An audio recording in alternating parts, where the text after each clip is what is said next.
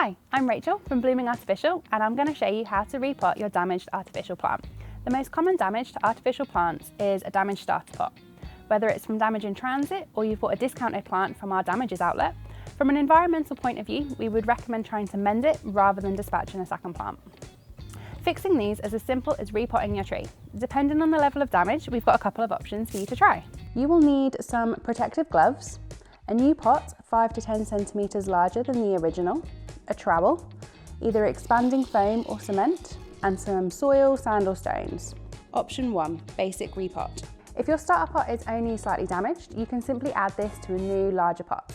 We recommend you do this with every artificial plant anyway to help them blend into your decor and give them a nice, stable base. Just pre-fill your new pot with some sand or stones to give your plant some extra height if needed, and then add your plant, its existing base, into the new, larger pot. Fill the gaps with sand or stones. Make sure it's level, and then top it off with some decorative stones to finish off the look. Option 2, expanding foam. This option works best when your plant's original pot has seen far better days, just like this one. Make sure you choose a nice pot first, as this method is pretty permanent.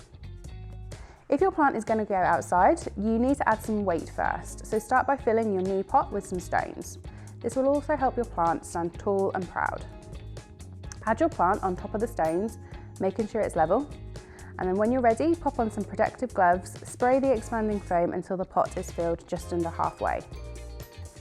The expanding foam doesn't leave the nicest finished, but you can trim off the top and cover it up with sand or stones to hide it away. Option 3, cement. If your plant really has been through the wars and is in need of a more heavy-duty approach, you can secure your plant's base to the new pot using postcrete or other cement. And just like expanding foam, there's no going back and changing your pot, so make sure you choose one that you really like.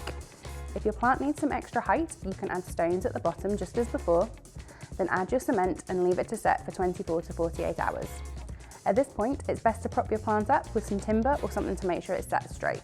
As with expanding foam, you might want to top off the concrete with some sand or stones to hide it away once set. If you have any questions, you can always get in touch with us and one of our team will be happy to help. Thanks for watching.